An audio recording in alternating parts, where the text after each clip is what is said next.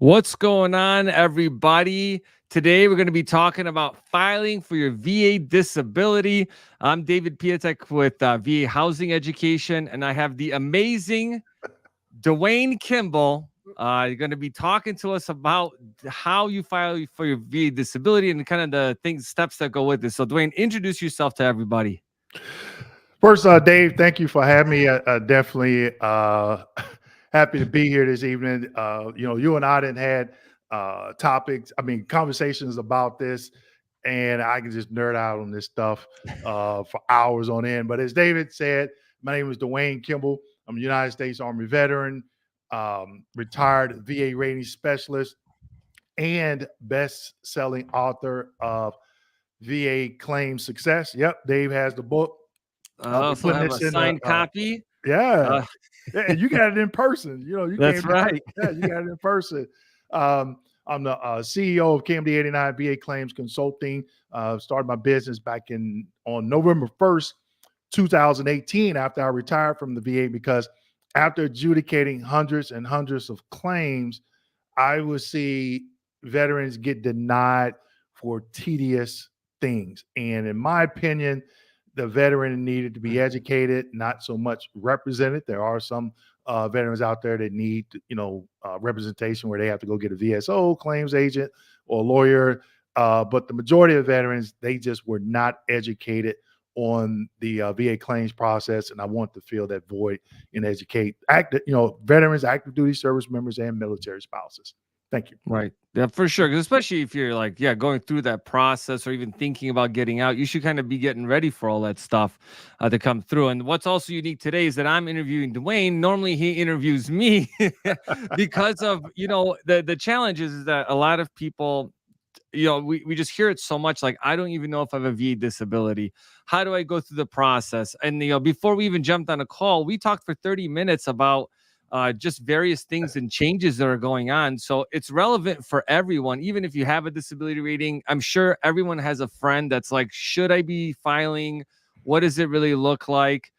Those are all relevant things. And we want to be able to break that down because there's definitely benefits to filing for your compensation, right? Not just having the VA home loan, waiving your VA disability, not paying property taxes. What else? But what other benefits do you have with that? Wow. Well, I did a video on the VA service connected matrix. So I went through and I talked about if you get 0, 10, 20, 30, all the way up to 100, what VA benefits you that you meet at each percentage. And I was only I think it was a webinar a couple of weeks ago, and a veteran was like, 50%. Now he said it was 30%. And someone told him that, hey, you shouldn't have to pay for your medication, all that should be free. But it's at the 50% rate. So once you get there at the 50% service connection, then you don't have that copay under VHA. And that is so important, especially for our older veterans or any veteran for that matter that is on a fixed income. It is so important that you understand that matrix, because different service connected percentages, you qualify for different things. And obviously, if you're 100% permanent total, you're good to go. Yeah, for sure. And I think the VA gets a lot of slack always for the hospital system. I've always had a good experience working with the VA. I'm actually very surprised on how well they do, but I think, everyone's experience is very different when it comes to that. Right. And So, each VA medical center is a little bit different. Okay. Each VA medical center is a little bit different. I was at one of the outpatient clinics just this week, and I was picking up a new CPAP machine, and the lady explained how it worked. I was the only one in there. She fitted me for the new head harness for the CPAP machine because I didn't want that big, the big mask. yeah, I know. And I was telling her, I'm like, I was thanking her. I'm like, I really appreciate you taking the time, one, being nice and really explaining things instead of me going in and just, here you go. Here's the instructions and that's it. You get that. And so a lot of people have bad experiences with the VA. Then they jump on social media and to get, VA is bad. It is not the VA. It's some of the individuals within the VA that are not advocates for veterans. And I've said this before, my YouTube channel, that gives the VA a bad name. And that is highly unfortunate. And No, I know. also, if you haven't subscribed to my YouTube channel, just type my name in, Dwayne Kimball. Yep, there it Yep. is. And I have over 400 videos to include live streams where I'm talking about the VA claims process from a retired Raiders perspective. Yep, that's how we met. But let's give some Yeah. shout out to folks that are joining us. So what's going on? We got a best channel. Thank you for that. Appreciate it. We got someone checking in from Florida. Thank you. Wisconsin as well. So yeah, thank you for everyone that's joining. We also got someone in Puerto Rico that's joining us. Oh, So okay. awesome for that. So yeah, so today's format's a little bit different, right? We're gonna do part Q&A, but mostly like let's present and educate the veteran community that's out there because we got a lot of folks across the country that have joined us.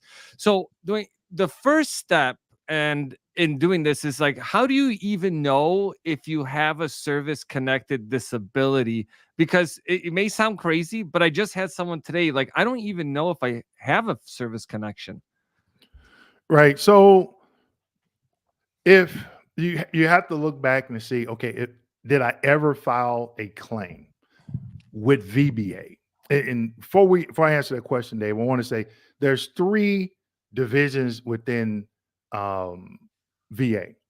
You have VBA, which is Veterans Benefit Administration. They handle vocational readiness, voc rehab, home loan guarantee. I'm sorry, the insurance, the education department, and compensation and pension. So compensation, which we normally talk about, is just a small piece under VBA.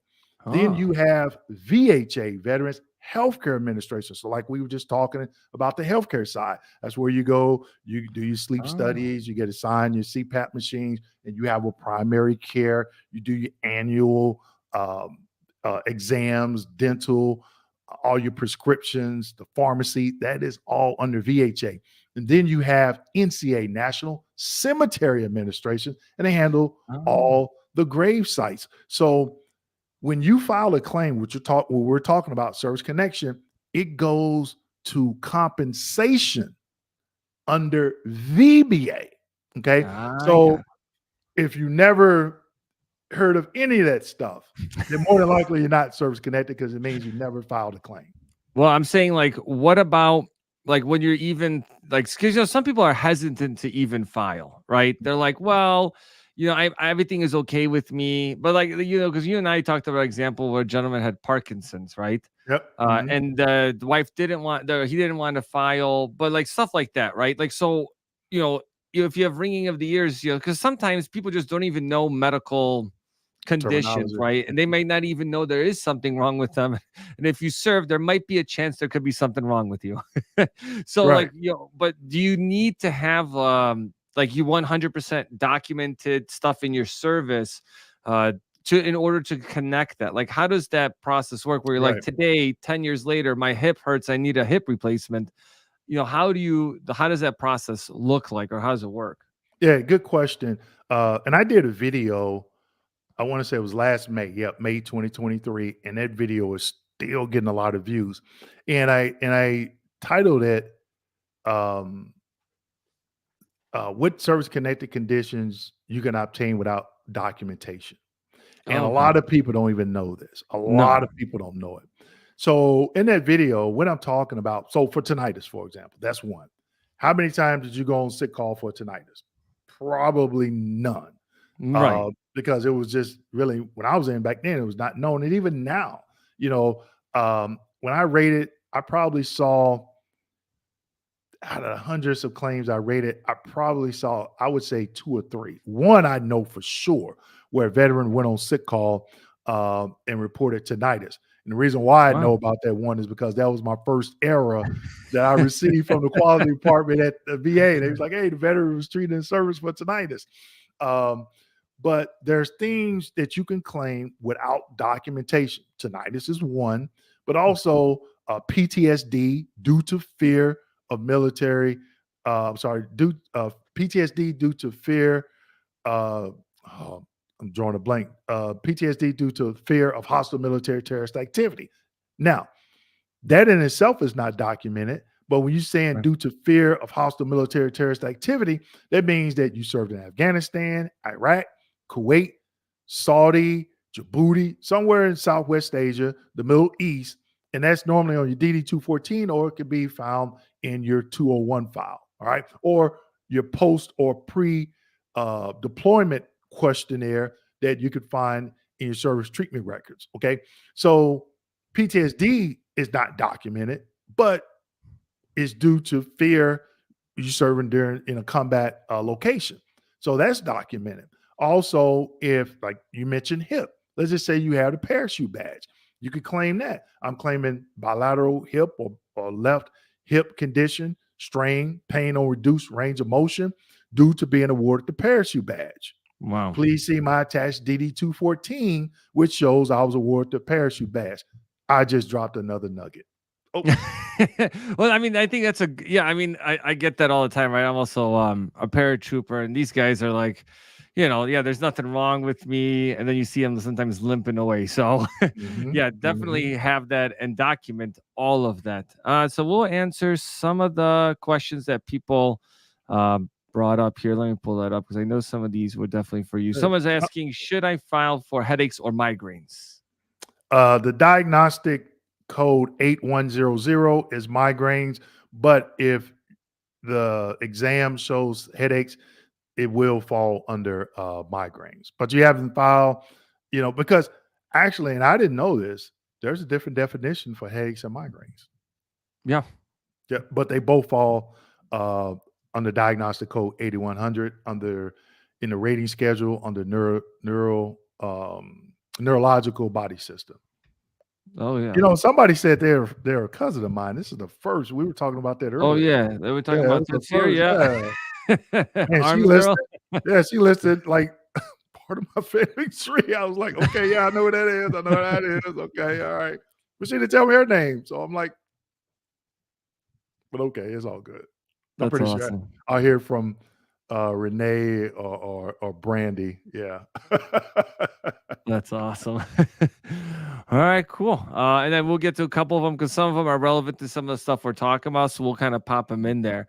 Another good question I get from people all the time is, does it make a difference how long you served and the branch? Well, not, I would say branch of service, and then like if you guard, net, a reserve, or active duty. Does all that factor into how a decision is made?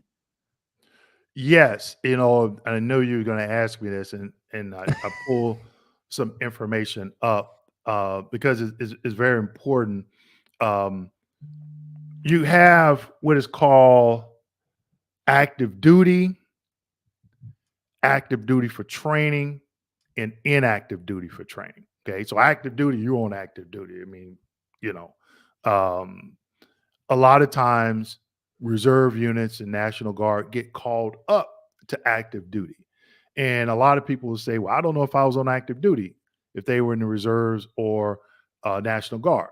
First question I asked, do you have a DD 214? Yeah, I went over to Saudi for a year and you were on active Yep. duty, got called up. Okay. Some don't. So then they will fall into the category for active duty for training and then inactive duty for training. And I just had it and I lost my spot. But active duty for training is more so the 2 weeks, your annual training every year. Okay. And then inactive duty for training is your 2-day drill period, which if you get hurt, you will not get service connected unless you have a line of duty. So a lot of times veterans that active duty for training, that 2-week annual training, AT Yep. is what they call, they'll get a LOD. You can submit that. And as long as the doctor provides a positive opinion, then you can get service connected. I worked only a few of those. You don't see those a lot because a lot of reserve and National Guard members don't know to get a line of duty from their command.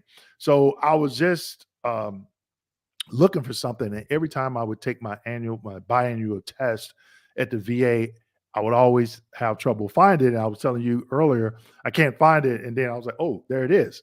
So it says definition, active service. Active service includes active duty, any period of active duty for training during which a person is disabled or dies from a disease or injury incurred or aggravated in the line of duty. Or it is very important we understand when you're reading VA information, and or. If it's or, it's like multiple choice. If it's and, you have to have all of it. Okay. I Or, got you. yep, any period of inactive duty for training during which a person is disabled or dies from an injury incurred or aggravated in the line of duty. There's the LOD. Or, this is important, from any of the following conditions that occurred during training: acute myocardial infarction, cardiac arrest, or a cerebrovascular accident. Okay. Oh, So, and then it goes on and gives some 38 CFRs and some other additional information.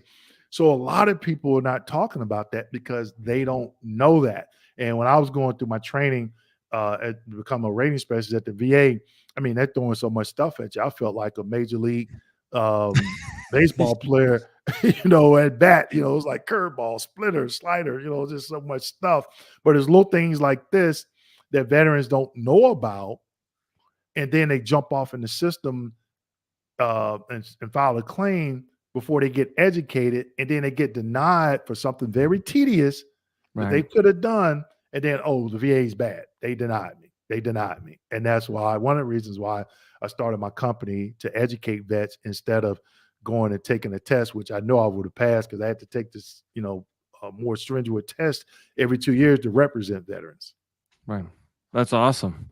Yeah, there's definitely a lot behind it. And I want to point out something because in the guard, it is hard to get an LOD. Oh, Sometimes either they don't want to do it, or like you're there for a drill, for like a on yeah. the weekend, and they just don't want to do it. Like I'm still in, and it's just it's definitely a challenge. On Mhm. deployments, it's definitely a lot easier because you have a medic. And what I ran into is using supplemental documents other than an official LOD, Mhm. uh, to be able to do that. So there's definitely some room around that, which kind of leads us to that. You know, what? So even if you're on active duty and you're going to be getting out soon, okay? Is it like if you start filing because they know you're getting out, right? Like you're going to start filing a year before you get out, like, hey, all these things are wrong with me? Or is it they're looking for like a long history? Because I mean, obviously, like, look, pilots don't want to go in and for anything that's wrong with them Mhm. because they could be grounded. There's all types of reasons why you don't want to go to medical because you still want to serve the country, right? There could be conditions you have that you just don't want to you don't want to tell people because again you might fear they might discharge you, so you kind of stick it out. At what point do you start collecting documentation, let's say from an active duty? Because I'm gonna ask a couple different ways because listen, we could spend, I think you said you have a 6-hour course, we could spend a long time doing it, but like when would you start documenting that? Is longer better or is short just the same?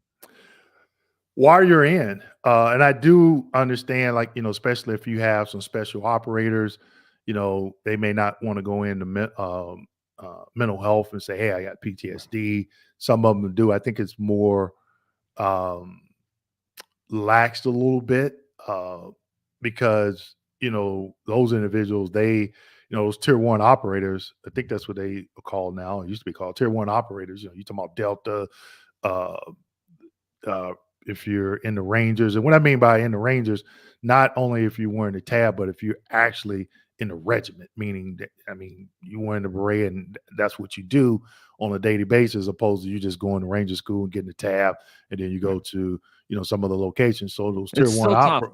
It's Yeah. still Oh yeah. tough. Oh yeah. Yeah. Yeah. Yeah. Yeah. I'm not saying it's easy by far. I'm not saying that, but that's the way they distinguish the two.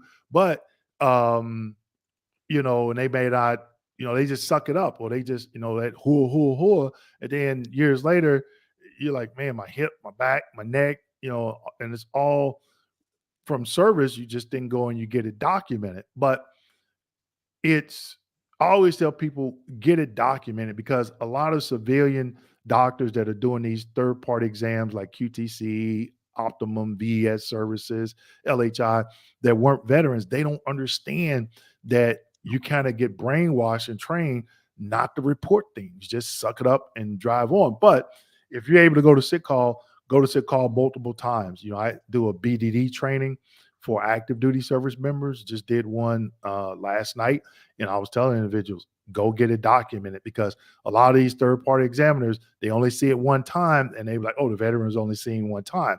So I'm like, I'm giving you a heads up of what I'm seeing. So if you're on active duty, get it documented once, get it documented twice, multiple times if you can. So a lot of veterans that when before YouTube and all these videos out there, and they were on active duty, they didn't get it documented but one time. And I had a condition that it was only documented one time. And I had to fight, That's crazy. tooth and nail just to get it service connected. Yeah. That's insane. What about this? If you are on active duty, but you get treatment outside the VA because you don't want it to affect your military, can you use that documentation while you're in? Yeah. Yeah. So You let's can't. just Okay, say, that's a yeah, tricky. I yeah, thought I was gonna get you yeah. on that one. No, no, I just talked about this last night because Oh, check you this did? out. Yeah. If you go home on leave 30 Uh-huh. days and you snowboard or you skateboard or whatever, and you fall and you hurt your back and you go to urgent care or you go in the VA and say, I'm active duty, da da da, whatever. You're on active duty, period. Because you're a Oh, soldier 24/7. You talk that, right? So right. you have to just make sure you get that documentation. You go back to your unit, give them a copy, you keep the original. When Ah. you file the claim and you put on that VA form 21-526CZ, when you get ready to separate and you complete that separation health assessment, part A, you also on your exit exam, you document that. I was treated on this particular day outside of the military. Please see attached document from whomever. It's still part of your medical records, service treatment records, because you're on active duty. Wow. Yeah, that's a good one because I always kind of think because it also affects guard members in a way as well, right? Because you might do a training, Right. right? So check this out. Talk to a friend of mine that's what is he, AGR, I believe. Mhm. So it's weird because they'll go on active duty, come back, and they'll still be on active duty for 30 days. And he was like, yeah, I had to go over to Fort Leavenworth, my knee or something. You get a copy of that? Yeah. I can file a claim for that. Yes, you can. Because you're still on active duty. Even though you're at home, you're still on active duty orders because you get orders. Oh, that's So which then, actually, reminds me of something that if you're in the guard or reserve and you come off a deployment, but you're still in, you can file for disability at that point. Which, well, you still yeah. have to be within, you could do a BDD claim. So you fall under that criteria. So you have to be within that 90 and 180-day window.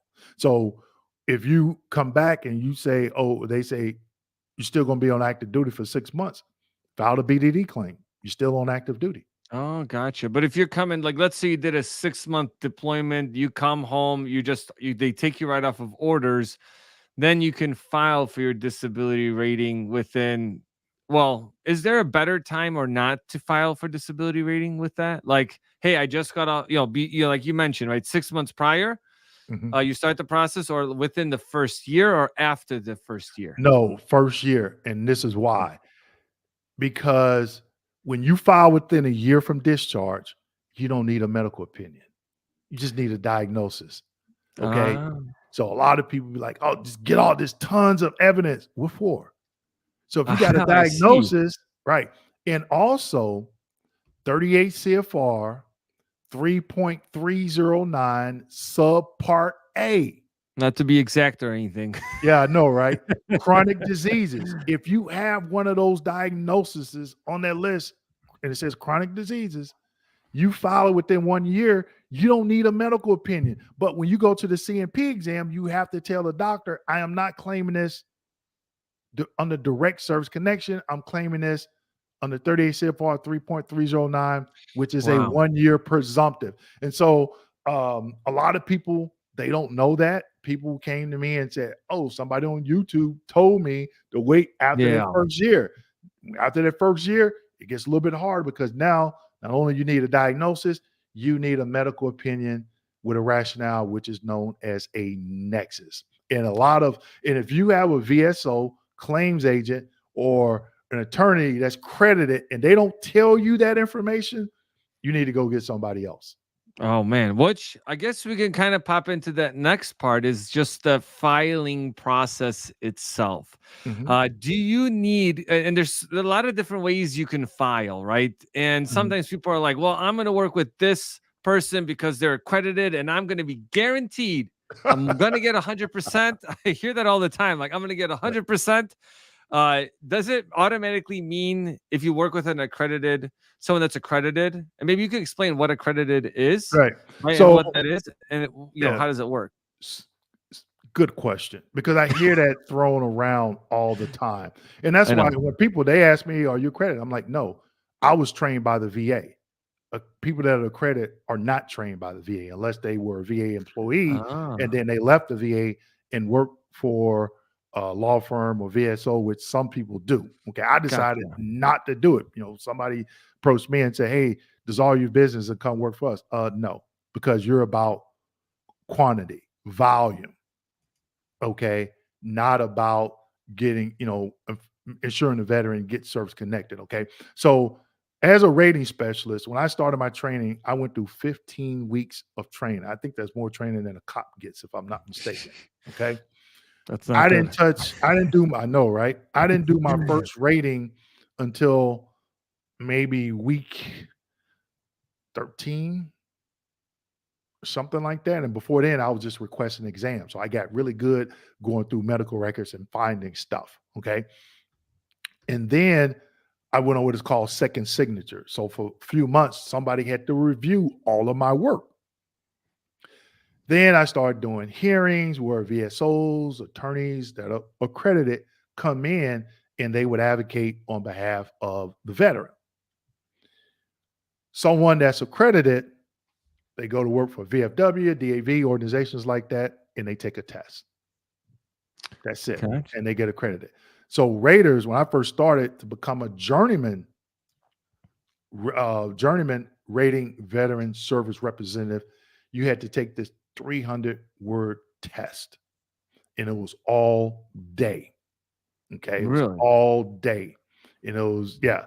So you go in a room, and you didn't have to have this stuff memorized. Like a lot of people ask me stuff, and I'm like, I don't know the answer to that question. I have to look it up. Like, oh, you work for the VA.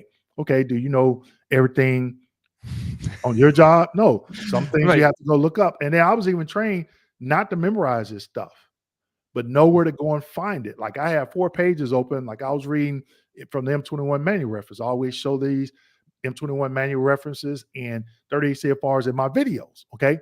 Now, every 2 years, you got to take a test.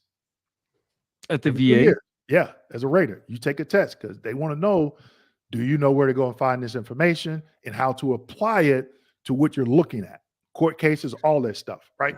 Now, credit, if you go work, work for the VFW, do the interview, then you take a test, and that's it. Then it's on the job training.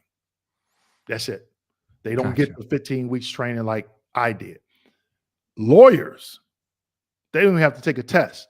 They just Because fill they're out lawyers. they just fill out the application and then they can represent you. They don't even need to know what CFR stands for under 38 CFR. And we laugh, but I was doing an RVSR hearing, which I have a video on my channel where it talks about an RVSR hearing. And normally you get those when the VA rater is proposing to reduce. I had a lawyer come in and represent a vet, and we record it, right? So it's transcribed. And he said, Dwayne, can you pause it for a second? I said, sure. He says, hey, you keep talking about CFR. What does that stand for? That's This is a insane. lawyer that was accredited. So when people talk about go get accredited, I'm a firm believer, work with whoever you want to work for. That's totally up to you. But you need to be asking questions. Just like if you go out to dinner, you're going to ask that waiter, oh, wait a minute, what type of salad dressing do you have with this type of salad? You ask those questions. So you need to be asking questions if you decide to, work with a consulting firm. Like me, people ask me questions all the time. Dwayne, are you accredited? No. Do you do this? Do you educate veterans on this, that? No. I let them know up front.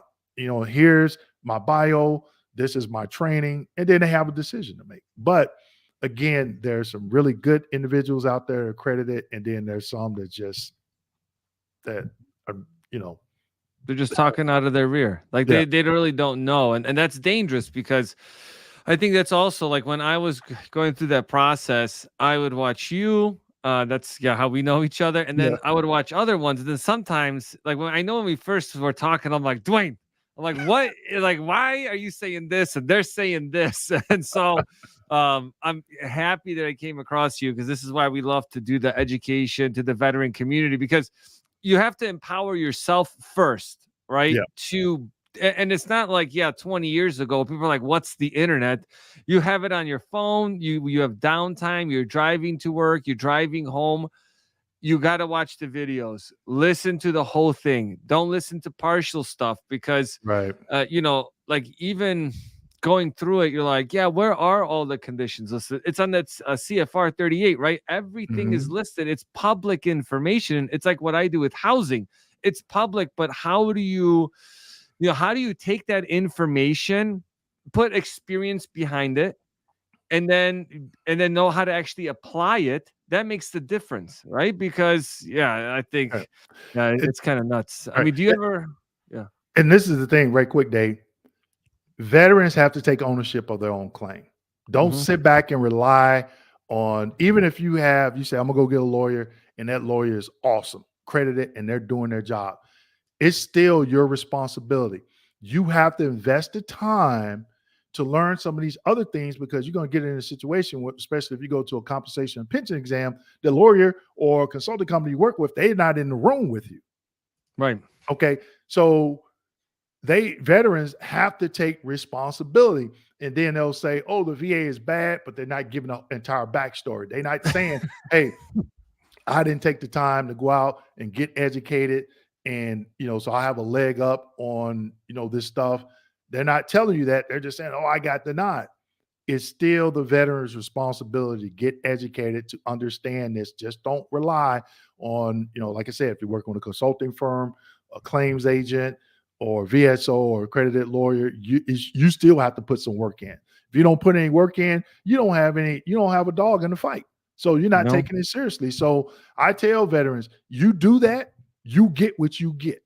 And I don't bite my tongue when I say it. And hopefully it resonates with some veterans and Yeah. they understand, because like you said, these videos are free. You can sit, people tell me all the time, Dwayne, I've been following you for 2 years and I was doing it wrong. And I went back to square one. I start watching videos. Yep. We talk about the 5 ways of service connection and just go through the process. I got your book, VA Claim Success.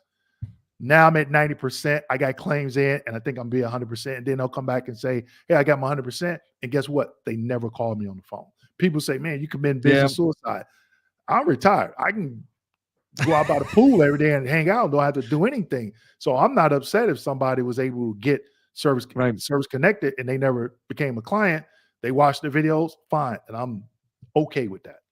That's awesome. And that's about giving back. Now, let's say somebody wants to file themselves. What does that process look like? And I know you mentioned something about the intent to file. If you could explain that, because people definitely get confused around what that actually means versus like filing a claim. And then if they want to do it themselves, like, because I've talked to a lot of your folks as well, right? They've reached out to us about housing stuff. And they're like, oh, Dwayne is awesome. I got 100% PNT. I listened to his videos. I did it myself, but it's not everyone's cup of tea, right? Like Yeah. for me, I was Yeah. like, nah, no, I can't. It's kind of a process, to be Yeah. honest. But what is, intent to file? And then how does someone actually want to do it themselves? What does that process look like? Right. So I just put a link in the comment section. Next month, starting next month, 4 times a year, I'm going to do my webinar, How to Win Your VA Compensation Claim webinar. Okay. I did it last July. We had over 500 people Oh wow. register for the event. Got a lot of good feedback from it. Companies hired me to come in. I do this presentation, and I'm going to do it next month. So make sure you sign up. The first 5 people that sign up, I'm going to give them a free book, this book here, and they get 1 hour with me for free live. We're doing it on Zoom like we're doing That's tonight. awesome. Okay. First 5 people that sign up. Okay. Um, so I would say you got to get educated, period. But before you jump off into that, you can call 1-800-800-827-1000. That's the VA's National Call Center. And this is even if you're service connected and you hadn't filed a claim and you want to What's file the a new number claim. again? 800-827-1000. Okay. I even listed in the book because me and Dave was talking about how you get a disability breakdown letter. On page 116 to 118, I put that number in the book and verbatim what you need to tell them. Okay. So when you call that number, you're going to let them know I would like to do an intent to file for compensation. Okay. Now, in a couple of weeks, 2-3 weeks, maybe, you are supposed to get a letter in the mail stating from the VA stating we received your request for an intent to file. Okay. So regardless if you do it yourself or whoever you work for, that's going to benefit you. And possibly you're going to have that effective date, and that's going to determine back pay. That's the first thing, because once you have that on record, that you have 365 days to submit a formal claim with a prescribed form. And one of those prescribed forms that's normally used is a VA form 21-526EZ. Okay. Okay. Now, if you put the intent to file in and you wait a year and you file a prescribed claim form, you get service connected. Let's just say you get 100%, right? And you're a single veteran, 100%, just 100% is $3,737 times 12. That's your back pay. You're going to get roughly about $44,844. That's the power of an intent to file. Wow. Okay. And I tell people when we do our consultations, did you do an intent to file? Well, what is that? And I explain it real quick. I tell them, if you work with me or whoever, is going to benefit you. That's the first thing. The second thing, understand the 5 ways of service connection. I have several videos on my YouTube channel. I talk about it in the book a little bit more in detail. And then you come up with a list of things that you want to claim. Draw a line to where they fall under the 5 ways of service connection. If don't fall under the 5 ways of service connection, you're going to get denied. Simple as that. Okay. And then after that, you just got to start doing your education, because then that's where vets kind of they start, and then they go different areas of the VA claims process because they're claiming different things. And even though that condition could be the same, it could be due to something different. For example, PTSD, you could claim it due to combat, or you could claim it due to military sexual trauma, sexual harassment, sexual assault, or something like that, or you saw somebody die during peacetime. Okay, then the development for that is going to be a little bit different.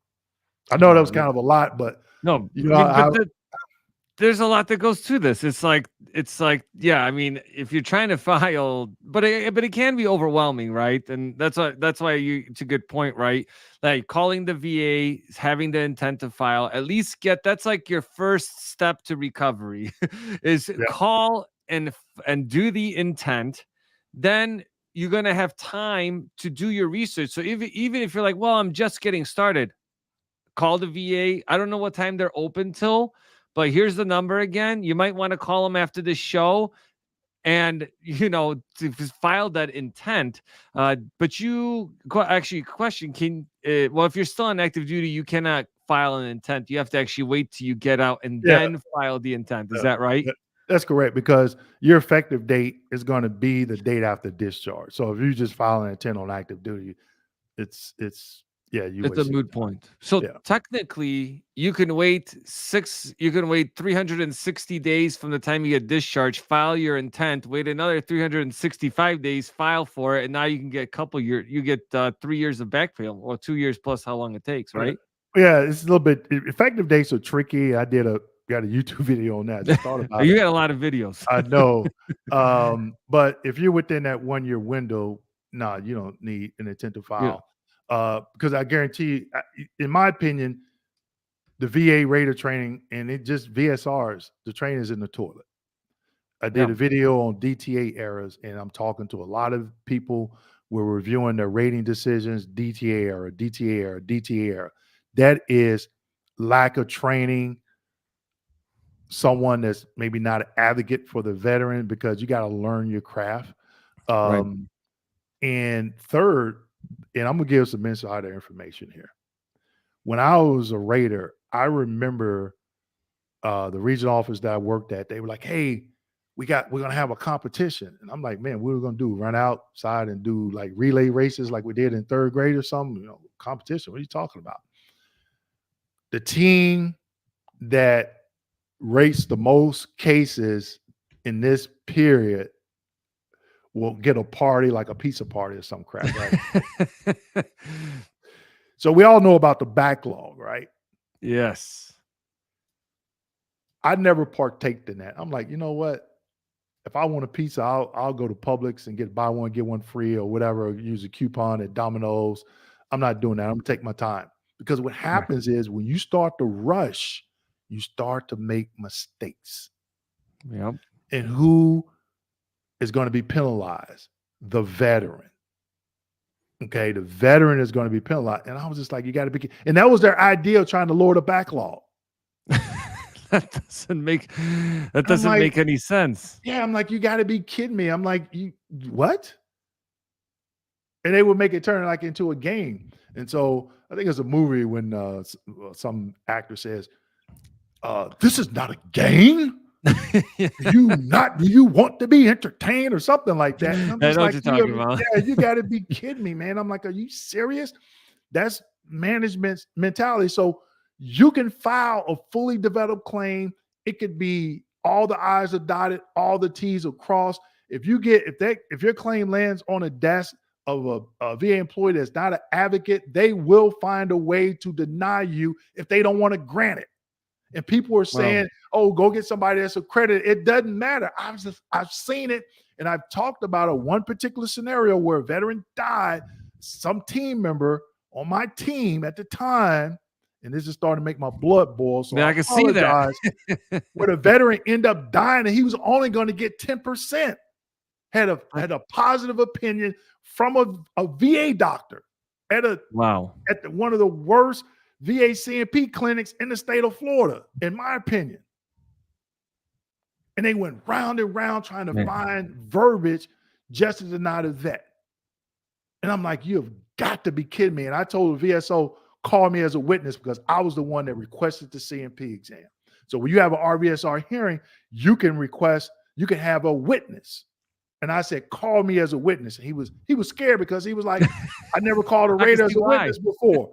I'm like, because I'm gonna come in there and I'm gonna drop it like it's hot. I was I was like that child that, hey, don't touch that lamp. I'm gonna go over and touch it just because you told me not. And I'm like, I shouldn't have to do this. And so when I hear people on YouTube, oh, it's this. No, you never worked behind the scenes like I did. I've seen it. And some of these VA employees that are not advocates, guess what? They're veterans trying to get their benefits. The irony of the whole situation. And I'm going to tell you this quick story. When you are a VA employee working at a regional office, now I'm not saying all VA is bad, so don't take that. There's a lot of people that work at the VA that are doing an awesome job. It's just a few, like in other organizations, right? Yep. I decided to say, okay, you're sensitive 7. So, which means I can't see my own file. I can't see if I had a spouse and I got hired in, I had to give their name and I couldn't see their file. I can't see my coworkers' files. It's worked in another state at another regional office. So the supervisor says, hey, we need someone for Sensitive 7 for the Columbia, South Carolina regional office. So I volunteered, which means VSRs, RVSRs, other individuals, claims, a CA claims assistant in the Columbia, South Carolina regional office, I would rate their claims, okay? Or their family members' claims if they turn their name in. So I'm giving 100% left and right. not out of the kindness of my heart. These VA employees knew the process. Oh, wow. So they're giving me exactly what I need. One day I get an email from my supervisor that says, you're no longer sensitive 7. We had to, we didn't have that many slots. So I'm thinking they had 20. Now they got 15. Guess what they did? They gave it to somebody else on my team who was very hard on veterans. And I asked my Damn. supervisor, I'm like, why did you all do that? And he was like, oh, we only had so many slots, but you gave it to somebody else. I could have had Man. that slot. And and I never could confirm that, but I figured that was the reason. Now I just can't grant 100% out of the kindness of my Right. heart, because if that rating decision gets pulled, I could get an error. And if I get so many of those, you could get fired. And I've seen people get fired. This was the only job where I purchased insurance on my job. So if I was From terminated, the yeah, VA? yeah, so like That's you got rookie insurance scheme. on your car and your house. Yeah, I had Yeah. insurance on my job. It's called Star Right Insurance. It's federal That's so insurance. funny. So if they try and fire Oh, you that's for, real. yes, yeah, it's real. Yeah, real as a heart attack. So if they fired you for something that you like, wait a minute, I didn't do anything. You could get a lawyer at no charge, but Gotcha. it would take years. But then you got to fight that back pay of the time off work that you missed. Wow. So that happened. And I was just like, so then I volunteered to go to an FDC clinic. I did a video. I did a video on that, So, I'm just trying to drop these nuggets and things that I've learned, Right. especially, when I rate it. Now I'm giving it to veterans That's and active awesome. duty service members. For sure. And so what are some of the common mistakes you see people do in that filing process? And I want to throw in some of my own stuff to it. Like, Yep. sometimes people will file 28 things, or they'll file like, I'm just filing one thing. I kind of mixing with that question, because like people will ask, well, like, should I just do the high ticket items, or should I just put really what I have? Right. Some people will go to a CMP exam and then they'll be like, you know what? You have actually additional things you didn't file for. You need to increase your, you need to refile and add things to it. But what's your take on that, and what happens? Yeah. I was watching something on YouTube. It was a few years back, and someone says, Raiders want to see this. Raiders want to. I have yet to find or hear anybody on YouTube tell me what I wanted to see as a Raider. They also say if you file a bunch of claims, that pisses Raiders off. I love, the largest claim I ever rated, the veteran claim, 62 different things, or 75. But by the time I had to combine some stuff like the back, they claimed the back like 10 different ways. You got the It's like upper, being middle. crafty. Yeah, you got the upper, middle, and lower. Yeah. That's all. So you claim it 10 different ways. Is one claim, right? Because it's the full thoracolumbar spine, and then you got the cervical. So I love that. The reason why, because we're on quotas. And the way you meet your quota quick during a pay period is you rate some of those cases that have a lot of issues. So if I rate one case, I can't remember Oh, with the point system, but when I was there, I think I had to get like 79 production points in a pay period, 2 weeks, right? So if I'm I coming didn't know into that. the second week of that pay period and I'm at 40 points, man, I got to drop it like it's hot. I got to get going. So if I get a claim that's like Really? 62 issues, I might get 10, 12 points for that. It might take me all day, but now I go from 40 to 60 and I'm like, now I got some breathing room. I could, get some lower cases that maybe have like 5 or 6 issues or something like that. So I didn't mind working those large cases. When I was when I initially rated, when I first started rating, I always tried to get the hardest claims possible, because when you come off second signature, which means you don't have that person that has all those years of experience second signing your claim, you're on your own. They don't care. They're like, you out of training, you are on your own. And one thing that happened to me it was 25 or 28 of us that started together. Now I'm coming from the private sector, working in management, not Procter and Gamble, Kraft Foods, Oscar Mayer, Tropicana orange juice. So my mindset from a manager's supervisor standpoint is different than at Right. the VA. So I get to the VA and I'm seeing what some of these supervisors are doing. I'm asking questions.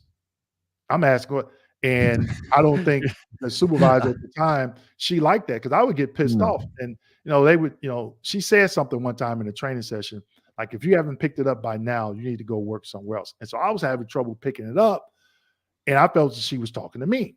So we was wrapping up our training. I get kicked off the team. They didn't say I was kicked off, but I knew I was kicked off because I was the only one going to a different team. Yeah. And so I'm going to work. I'm pissed. I'm not with the people I've been in training with. I feel like I'm singled out. And I was like, you know what? I felt that she thought that I wasn't going to make it. And if I would have left, quit, or got fired, that would have gave her an opportunity to say, I knew he wasn't going to make it. I knew he wasn't going to make it. So I kept that in the back of my head. And guess what I started doing? I was in a cubicle by myself.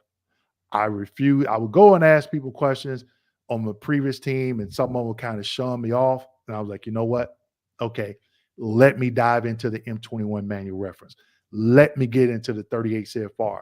So now that's why it's easy for me to explain things, is because of that incident. And it made me a better rater. Okay. So when I left, when I retired, I said, thank you. I appreciate what you did by kicking me off the team, because that made me a better rater. So everybody, I don't want to say the person's name, but she was the one that, that really put me in a position where she didn't think that she was doing to be better. So I always like rating those higher claims. Like people like, oh, raters don't want to see you file everything at one time. I did. Well, it's a pain to go back because it's a process to even get it. But we have a good question from George. It says, how long does it take? So let's say you go and file your intent to file, right? And then look, actually Dwayne Showman back behind you. It's all your files on the floor, isn't that? I saw that before we came in. That's the no, that's you called me out, Dave. Those are tax. That's for my tax stuff. I got them all on the floor. But my claims file is right up there. Yeah. The claims file. So the gentleman said, how long does it take? It's not a set time frame, but I will tell you this: the VA does not put a priority. It's not a priority for the VA to get your C file, claims folder. It's all the same thing. It took 11 months to get mine. I submitted a request 1 January a few years ago. I ended up getting it in November. And I just did a video on how to get it faster if you have been waiting. And one thing that I tell veterans, a lot of times people ask me questions, leave me a comment, and I tell they didn't watch the whole video. I try to make the video 8 to 12 minutes, short video. You need to watch the entire video. You stop at 3 minutes, 4 minutes, you're doing yourself a disservice. Okay. But there's no set time frame for them because it's not a priority. So you got to make sure if you're trying to do an appeal, you only got 12 months. They're not going to give you an extension. Watch that video, how to get your claims filed faster, because I explained when they closed out my request, they were like, oh, we got 10 days. It's been 23. Where's my claim file? Oh, wow. And they were like, about a week later, UPS was knocking on the door and I had it. Yeah, it definitely, yeah, and that kind of varies. But okay, so that's a good question on this, getting that claim file. And then on average, or is there even an average once you file your disability rating for your, you actually not your intent to file, but you actually call the VA, say, I'm ready to go through the process. Does it typically take until you get a decision? You mean how long does it From the time you're like, you call the VA, let's do it. They say 125 days because that's online. 125. Congress made them do that. They pacify you. They check that box. A lot of people, and I tell people, stop going online and looking, oh, it's in this state. You will drive yourself nuts because by the click of a mouse, you could go back to the starting line. Okay. We've had clients file a claim on a Monday and get a decision on a Thursday. They come back as a returning client, file another claim, and they get that. They're thinking they're going to get it in a week. I'm like, and it takes 2 months. It took 10 months for me to get my first CMP exam years ago. Wait, 10 it took like you called the VA, said, "I'm No, ready I to do filed a this." claim. I filed a Right, claim. They didn't have right. an intent to file. They didn't have Oh, gotcha, third-party gotcha. examiners. They didn't have DBQs back then. That's how long ago it was. So when I filed a claim, I filed it in June. I didn't get a CMP exam until the following March. And once I left that exam, I got a decision in June, which was the same week. It was the same week, and it made it a year. So when people say the wait times, and you had to wait 4 months to get a decision, and you mad, That's really? If you would have told us back then we had to wait 4 months, we'd have been like, "Oh yeah, I can do that, not a problem," because it was taking on the average like a year, year and a half. Oh, Now wow. you just don't know. But I talk about some things that you can do, or things that if you do these things, it will prolong your claim. In that video, I talked about I think it's box 17, where it talks about ask you if you got treatment from somewhere.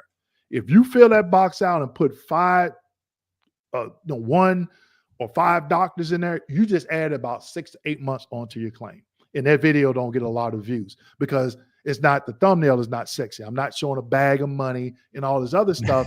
But I'm like, when you jump off in this process, you need to know things like this, because if you fill out that information, I'm not going to explain the process, but every time they do something, you do something, it's 30 days, 30 days, Really? 30 days. So if you have, like, additional evidence you upload in the middle of it, you're extending it out another 30 days? Yeah. So what happens is on that Jeez. 526EZ, I want to say it's box 17. If memory serves me correct. Treatment. People put VA medical centers. As raters, we have access to your progress notes at any VA medical center in the country. So why do you want us to go get that information? Now, if it's a vet center, there's something different. Okay.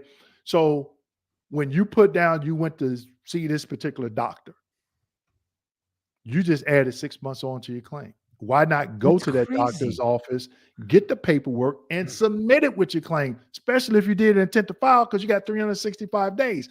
But if you want the VA to do it, they have a duty to assist, DTA, right? Duty to Ah, assist. And what they're going to do, they're going to send you a VA form 21-4142 medical release form. Once they send that to you, they put a suspense, 30-day suspense is what it's called. Okay, that's unless they crazy. call it something else. You're going to get that correspondence, and they're going to say you got an X amount of time to send it back. Now, when you send it back, that don't mean somebody on the 31st day is going to look at it and take action. It could be 45, 60 days. So let's just say 60 days. Then they send that form to the doctor. Then you got another 30-day suspense because they got to give that doctor time to respond. So let's say that's 60 days. Now we're at 4 months. And the doctor writes back and say, I don't have these records. Now they do another 30-day suspense, and they send you a Jeez. letter. We contacted the doctor. The That's doctor doesn't crazy. have your records. You know what they put in that correspondence, David? It is your ultimate responsibility to get the documents. So why you didn't get them 6 months prior? So I'm doing videos like this because I've seen this in claims files that I rated, and veterans are not watching these videos. And they're, oh, the VA is just horrible. No, you just didn't take the time to get educated. That's why I always say, don't be frustrated, get educated. And I No, I think, love it. yeah, I think it's one other gentleman. I think he's in Vegas. I met him last year. I'm going to see him next week at a veteran event. He's a retired Raider, and that's the only other Raider that I know that has a YouTube channel. Yeah, that's awesome. We have one other question here. Intent to file last year, but it takes 11 months to get your claims file, and a doctor has to see your claims file to write a DBQ. There's an M20. I would disagree, George. It doesn't take 11 months. We've had clients that get it in 2 months, 4 months. So that's why I say when people ask me how long, it's not a set time frame. Okay. Now, in the M21 manual reference, which is not a regulation, it states, and somebody left a comment where it talks about which, and I did a video on this. I think it's coming up next week, where I'm talking about this M21 manual reference, and it says which conditions, claim conditions that the examiner needs to review the claims file. And it says Department of Veterans Affairs. And you scroll down a little bit further, there's a note. Private doctors do not have to review the claims file. Now, when I went through rating trading years ago, they told us you did.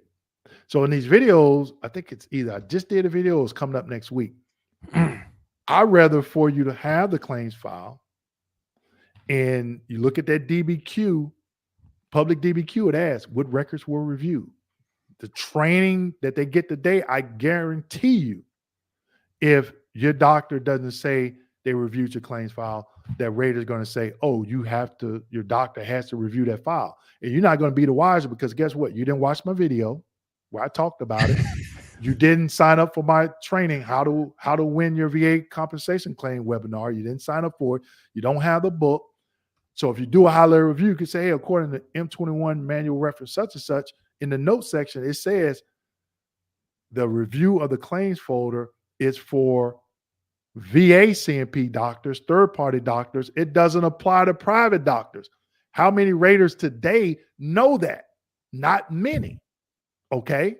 So I would still have my doctor review it because I would prefer you have that information that they reviewed it and stated it, have it in your claims file and not need it, opposed to needing it and not having it. Wow. That's a lot. Another nugget. Another nugget. Yeah, there's definitely just an immense amount of information. And like you mentioned, like you have a basic course that's 6 hours, and plus you're doing the other course that you did last year. And I jumped in on that one. So thank you for that because it's definitely a lot. Yeah, you did come in there. Yeah, it's a lot of information, but it's you got to just break it down for yourself and just be like, let me just start with one thing, right? Because still people, someone dropped a comment and dropped a question or statement, basically said, what if I don't have any medical evidence while I was in service, right? We can spend an hour or two just talking about this is the steps you got to do, but check out Dwayne's YouTube channel and, check out where you can check that out and then start gathering what you have. Or you might have to get a Nexus letter, right? Which is basically this is your department, but I've been watching these so long. But it's basically a letter that is going to service connect you from a medical professional. And so if you're already out of service, actually, I have a side question. So if you already have a service connected disability, and let's say you go to the VA and they can the VA doctor service connect you even if you've been out for a while? Yeah, but so before I ask that question, can we keep going? You got time? We we on got the time. roll. Okay. Yeah. Yes and no. They can, because they're medical doctors. Well, no, they can't service connect you. They can do a DBQ and Nexus statement, but the majority of them will not do it because it takes time. Now, I went to my primary care physician a few years back. It was before COVID. And I just asked a question. He's, I can't do it. I said, Doc, I ain't asking you to do it. I said, I'm just doing research for a YouTube video. So explain to me why you can't do it. And he just started smiling. He said, well, it came down in a memo when veterans come in and asked us to do a DBQ, refer them to the regional office. And I was like, well, why? He said, and then he explained it, and it made sense. It made sense. And the way he told me, he said, well, we only have an hour to see you. So I'm like, man, that's enough time. He was like, no, we may be in here 15, 20 minutes. We got to take it. Wait, when the nurse come get you, we got an hour. So if your appointment is 2:30, we have an hour. We got to get you in and out. And he's like, so if we're here 15, 20 minutes and I'm going back and forth and you got questions and this and that and the other, then if we have to put scripts in for you, that's all within that hour. And then we got to go to the next vet. He says, so it doesn't leave us much time to do a DBQ and Nexus because I see vets back to back to back all day unless somebody cancels. Wow. And I was like, oh, so like the Tampa VA, they have a DBQ clinic. I did a video on it. And I'm like, do other VA medical centers. And I was telling veterans, I'm like, hey, if you're in, I don't know, LA or Chicago, go to your local VA medical center, ask them, do they have a DBQ? The Tampa DBQ clinic, they don't do Nexus statements, but if you want to do an increase, they'll do up to 3 DBQs. I did a video on it. And so I was just putting that out there. But I'm like, why isn't the VA telling veterans this? I found out about it when I worked at the VA. You know how I found out about it?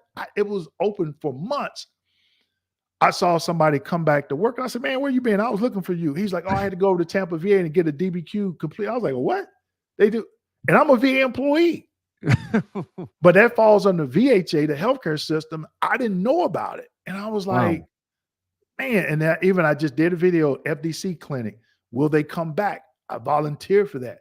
Veterans could come in, file a claim, and get a CMP exam the same day or get scheduled for the next day or the following week for the same. I just did a video on it where I talked about a veteran came in, Vietnam vet. I'll never forget him, slender guy. He was out in the waiting room reading the book. And this was years ago. I'm talking about like 10 years ago. He was really nice. And he came in, he had ischemic heart disease, and he had a 526CZ and a DBQ.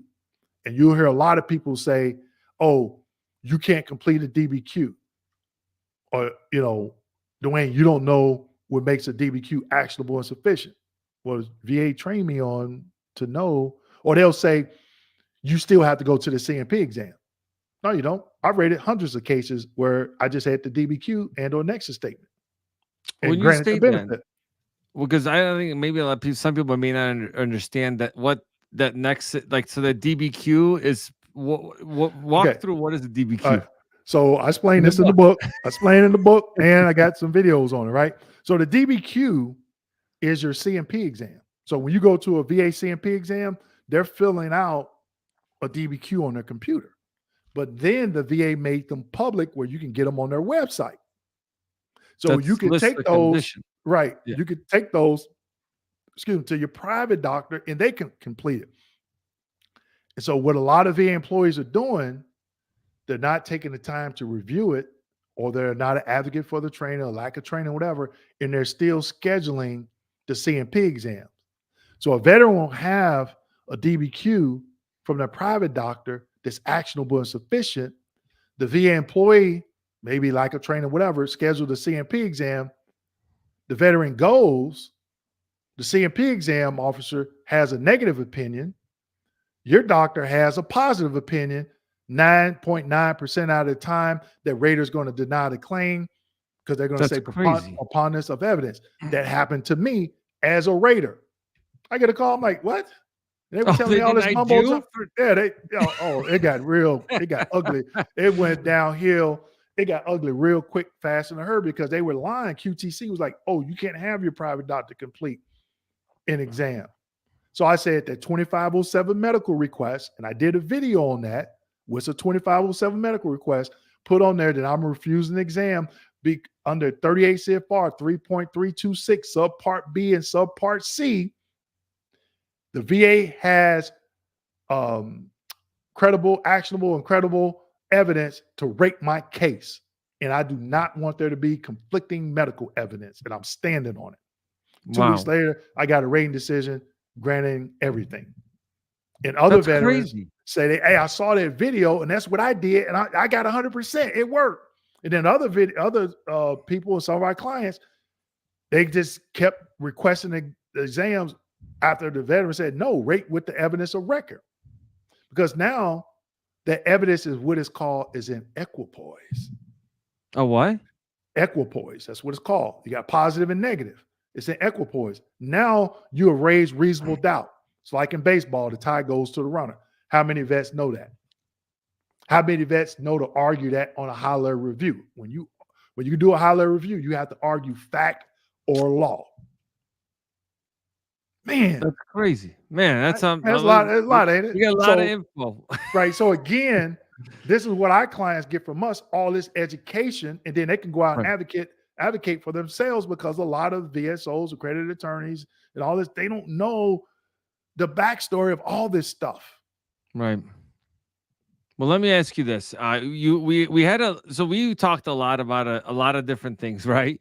I So don't even think today's we went present, through half the questions that well, I don't think we that we even went had. through half the questions, and I want to just let people know why, because we really wanted to get education out to you guys, because everyone's situation is a little bit different. Yeah. Dwayne, if you have time, we can go through some of these Oh, questions. I got time.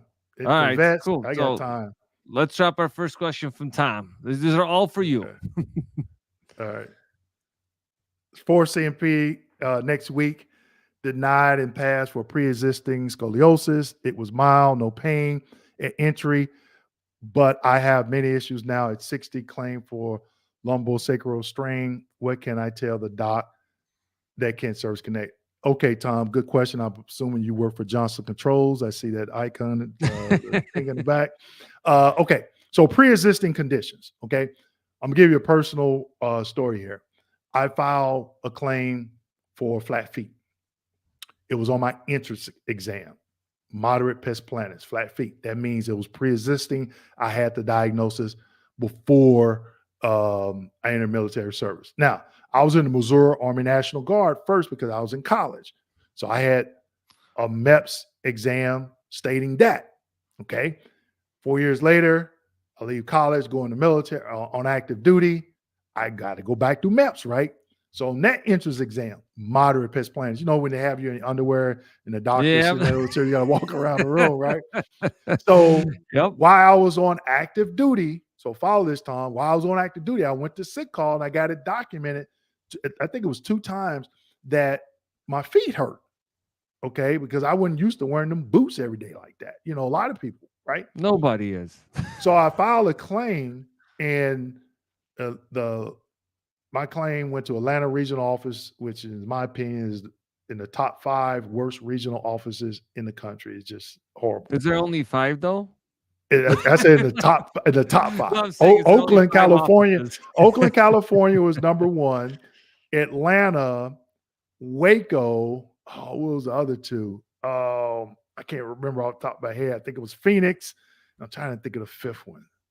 I can't remember the 5th one. But so Atlanta denies the claim, and they say, we don't see it documented anywhere in your medical records. So I was like, oh, well, let me get a copy of the medical records that you reviewed. Start building my claims folder. Open up my service treatment records. I see everything that I just explained to you. And so Yeah. when I came to appeal, DBQs just came out, and I went to my podiatrist, and that's how I got service connected. So, Tom, you can show the diagnosis that you had for the thoracolumbar strain before you went in, but how did your military service aggravate it? Were you infantry? Did you carry a lot of rucksacks? Did you have the parachute badge? What is in your medical records documenting pain? And they're going to use this one word, chronicity. Show where you got treatment after service. Oh. That's how you connect that. Okay. Don't go to the CMP exam with this big folder. Don't do that. Entrance exam, anything showing before, treatment while you was in service, and then treatment after. You may have like 5 or 6 pages. That's easy to look at. You go in there with 100, they don't have time to look at that. Awesome. Well, thank you for that. We got our next one. I'm rated for GERD 10%, but now I had a CMP today for Barrett's esophagus. Will that be rated with GERD or separately? Different. Oh, good question. I would have to look in the rating scheduler, because at the beginning of each one is a 38 CFR 4 point whatever for that body system. And it tells us, and I got my rating schedule I used to have on my desk. You could barely see it. That's part of it. But now it's online. It's electronic. So what William is talking about is the diagnostic code is different. But William, at the beginning of that body system, it'll tell you what conditions what diagnostic codes to combine. So right off the top, I don't know if GERD or Barrett's disease, Barrett's esophagus condition has to be combined. If they combine it, they're going to use two diagnostic codes. So if you look at the code sheet, you're going to have the diagnostic code for GERD and Barrett's disease if it has to be combined. The diagnostic code on the right is the one that's going to be the primary, and you have to assign that one because it's going to give you the higher percentage, where one may only max out at 20. If the other one max out at 60, the one that maxes out at 60 will be the primary diagnosis. So you could go back in and get an increase, and it'll go up to 60 opposed to only going up to 20. So I would have to see if you have to combine it or if you can break it out. If you combine it and if you break it out and it's supposed to be combined, that is a pyramiding violation. Dwayne, listening to you, it's kind of like me when I talk about VA home loan stuff. It's Right. like I see that you see the matrix. Yeah, You're like, well, like I get it. That's exactly Yeah. it. This is a kind of a funny comment that David gets to be an interrogator. Yeah, kind of more true than you know, but that's okay. Yeah. That's kind of funny. So we have our next question. If I have headaches pending a HLR, can I file a secondary for migraines? No. Good question. If you have a high level review, if you have a high level review pending, or you filed at 0996, or you went to BVA for migraines, let's say in this instance, migraines, you cannot turn around and file a claim for migraines secondary to a service connected condition because the rating activity, which is raters, they call it rate activity, that's a VA claim language, okay? They do not have jurisdiction over that. High level review, the drop, or BVA has jurisdiction over that, and you'll get that correspondence in the mail. That's awesome. Well, thank you. We had a lot of people from around the world join us today. We had somebody from the Philippines. I'm like, oh, that's pretty cool. Yep. I know who this is. This is somebody that gentleman you leaves me know? a comment. Yeah. Yeah, USA. Yep. He leaves me comments every once in a while. Yeah. that's awesome. Our next question. Twisted too. Yep. DK, if I remember, it used to be if you lived in someone else's house, this was considered unstable housing, and therefore you were considered. Yes, you are correct. Now you could go to the M21. I just saw this last week when I was doing some research. Yes, they will consider you homeless, and now that's a priority processing. I think that dropped. Well, It drops Friday. Priority processing. I'm doing a video. It's dropping Friday, and then if you're homeless, if you're age 85, if you're terminal, I'm talking about priority processing, what you can do to get your claim moved to the front of the line. And I think either I dropped that already, or let's see, did I drop it already? I think I did. Or is it going to be? Yeah, I dropped it March 8th. Only 4,900 views. I'm telling people how to get your claim pushed to the first of the line. Nobody's watching it. So in that video, Twisted, March 8th, priority processing, I explain, the homeless. And I don't know if in the M21 that I showed, it talks about, it breaks down homeless, like the definition of it. Gotcha. Or, and you can, it's on the 526EZ. That's where it's at when it talks about, are you homeless? Are you at risk of being homeless? Are you living with somebody else? So look on the 526 EZ. That's awesome. Actually, question that I have. If you file your disability and you pass away in the middle of filing that like you filed it, does that benefit, like if you get, like what happens? Like, do they stop the process and then they won't award anything and then doesn't it go to your spouse? I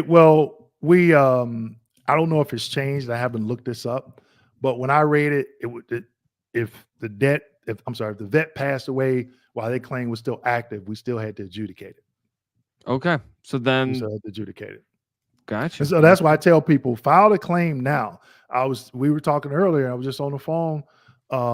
She was a veteran, her husband was a veteran.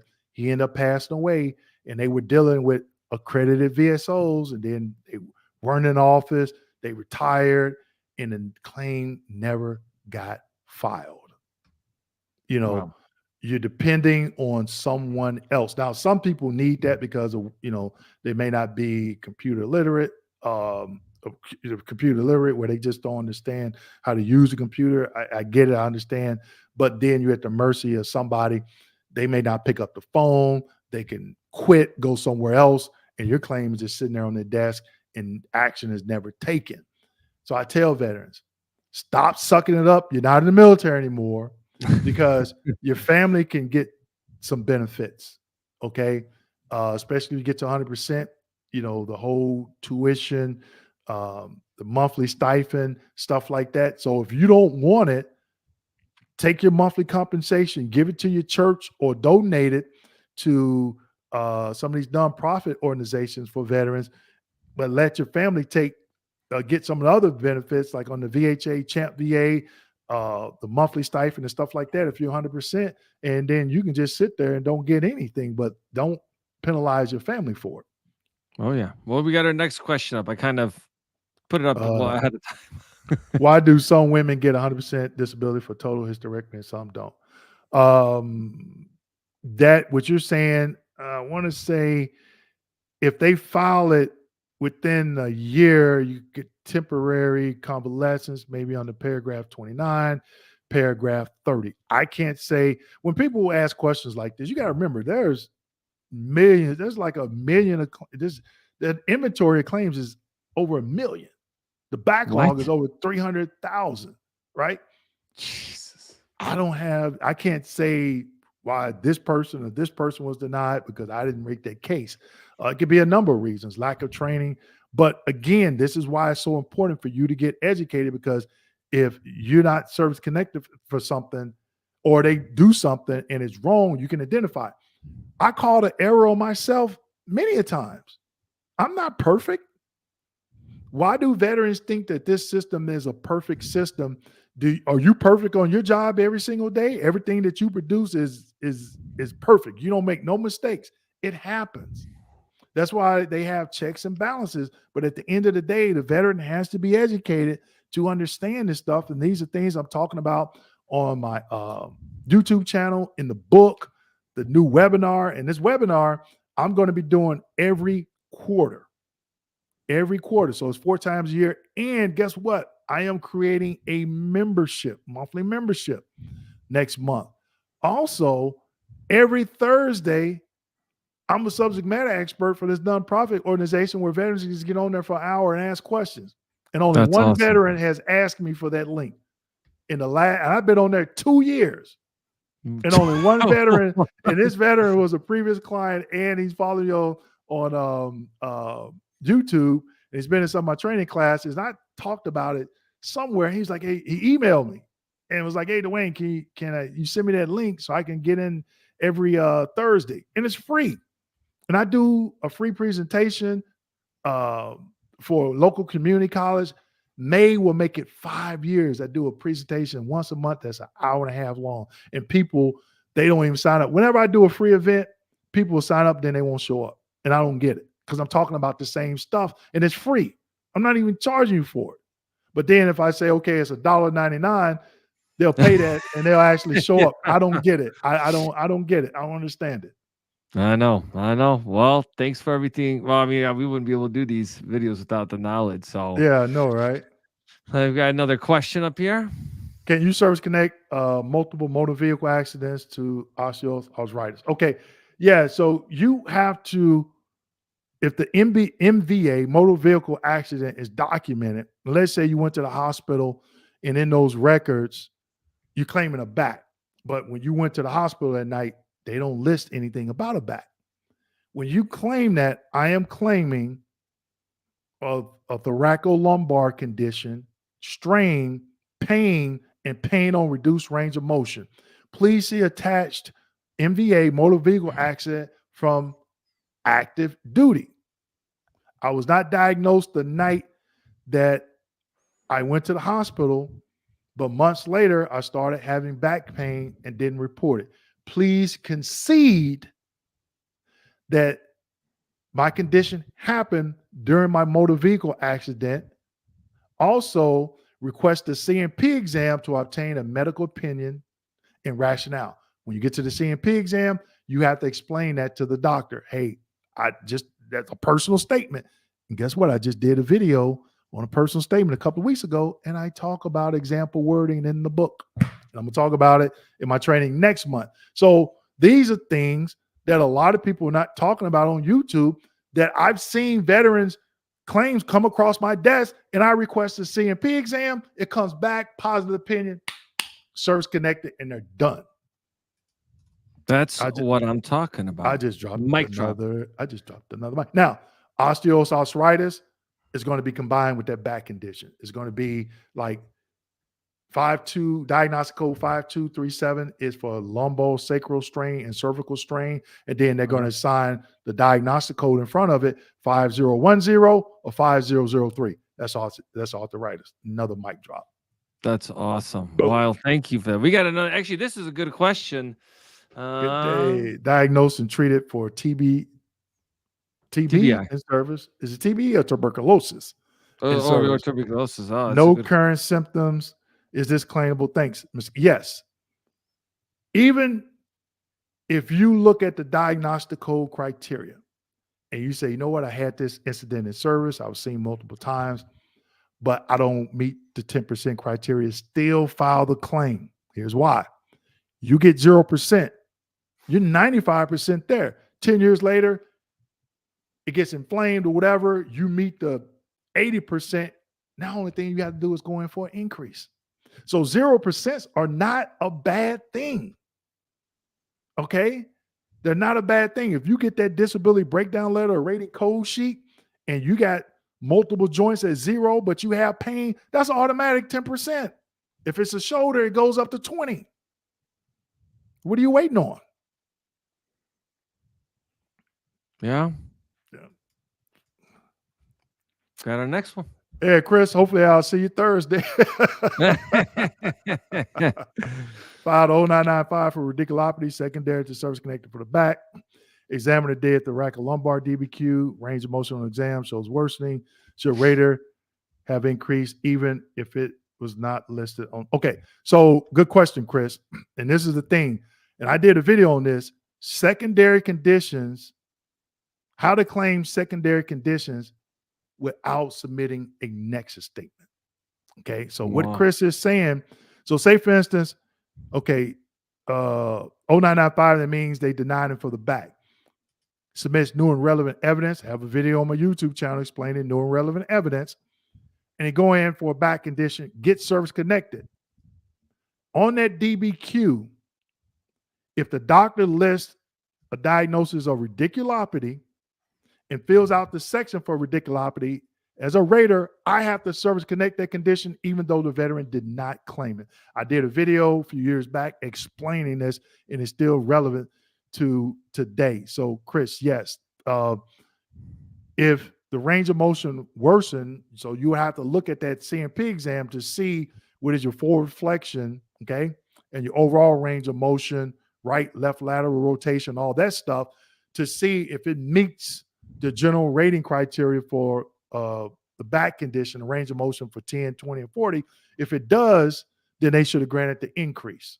And the crazy thing that happened, Dave, the VA took DBQs off their website, I wanted to say back in 2021, 2021, and then they put them back the following year. Well, when they put them back, I just started going through them. The old DBQ for the back had a list of diagnoses, and radiculopathy was one of them. When they put them back, that diagnosis is not there. You would have to check other and actually write in radiculopathy. Wow. So why did they remove it? Playing tricks. But see, if you're not educated, see, I know this stuff because I went through training. I had rated cases like this. If you don't know little things like this, that could, if you're at 94% and they should have granted mild radiculopathy of the left lower sciatic and the right lower sciatic nerve, and you can get a separate 10% for the femoral nerve in the same lower extremity, and they have to break it out. So you can have 10% for sciatic nerve in the left, 10% for sciatic nerve in the right, and vice versa for the left. And if you had 90, let's say 93, and they don't do it, they don't get you to 95 when it should have gotten you to 95. Nah. Have you seen the VA in their CMP request ask the examiner to also identify any conditions discovered? No. Nope. Mm-mm. We, on that 2507 medical request, if you meet the criteria to get a CMP exam, that's what we're submitting it for. We don't, unless they changed the 2507 medical request and they added that verbiage in there. But when I was requesting exams, no, I didn't see that. Thank you. If I have a memorandum and DA form, I don't know what a 2173 is. I have to look it up. This stated Pacific condition injury was in the line. Okay, line LOD. Will that cost? Well, that I'm going to be considered as my nexus. Right. Okay. So it still has to go through the process. The LOD will get you the CMP exam. And when you get to the CMP exam, I always say it's like a job interview.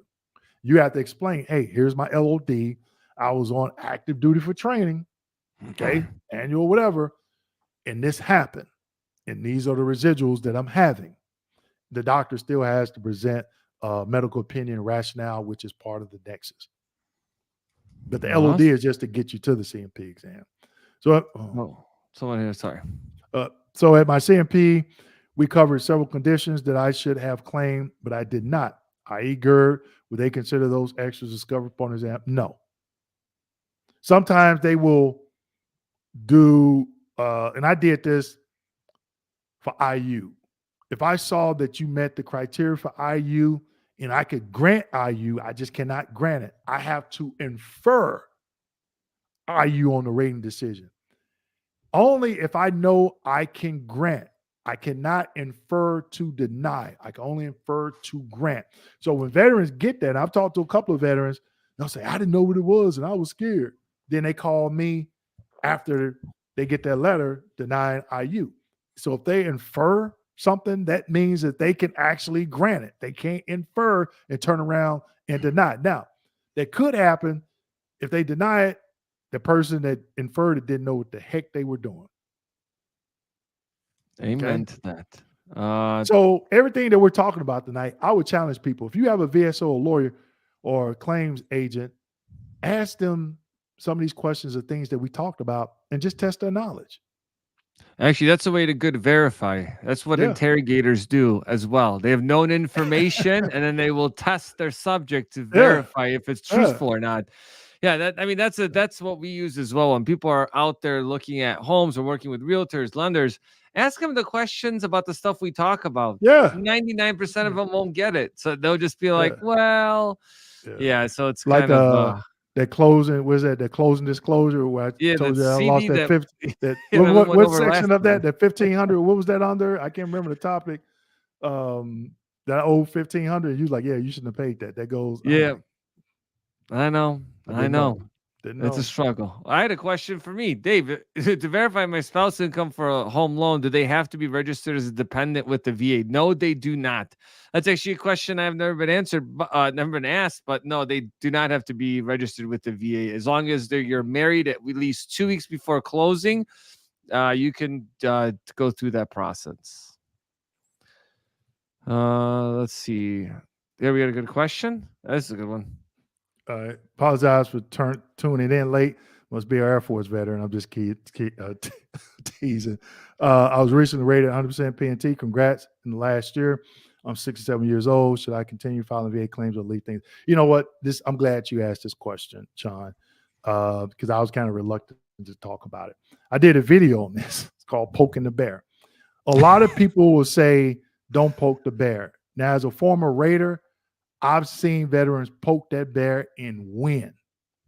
And if someone's telling you, if you file a claim, the VA is going to go back and look at everything else, that is clickbait. They're trying to get clicks for their YouTube channel.